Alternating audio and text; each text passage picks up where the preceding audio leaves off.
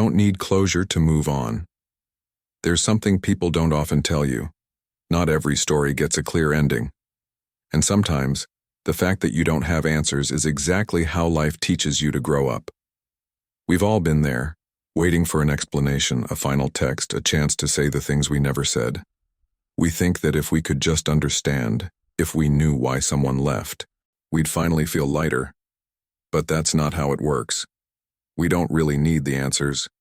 We just want the pain to make sense. We want order. We want to label what happened and call it done. But feelings don't follow that logic. They don't end because we understand them. Sometimes understanding keeps the wound open longer, and only when we stop trying to make sense of it does the pain begin to fade. We chase closure because we think it will bring peace.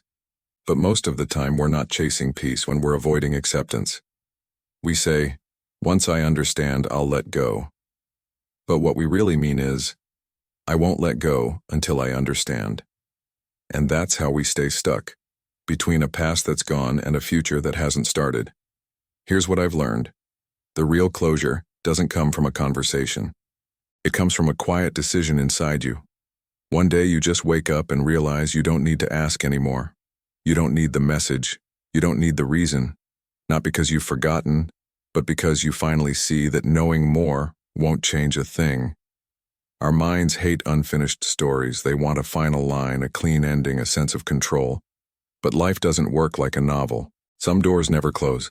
They just fade. And one day you look around and realize you've already walked past them. Letting go isn't weakness. It's the strength to stop fighting for a version of the past that no longer exists. It's realizing you don't need to win the argument or be proven right or hear "I'm sorry." You just need to be okay with silence, because that's where real endings happen. Healing isn't erasing the memory. It's learning to live with it without letting it define you. When you can remember without hurting, speak without shaking, and smile without pretending, and that's closure. Not from them, from you. Closure is never a single moment. It's a slow unfolding. A quiet journey of walking away until you realize there's nothing left to walk back to. And then one morning, with sunlight pouring through your window and a cup of coffee in your hand, you notice something. Peace didn't come because it ended. Peace came because you stopped needing it to end your way. That's when you finally understand. You don't need closure to move on. You just need the courage to walk forward, even if the story is unfinished. Because sometimes it's the unfinished stories that make us whole.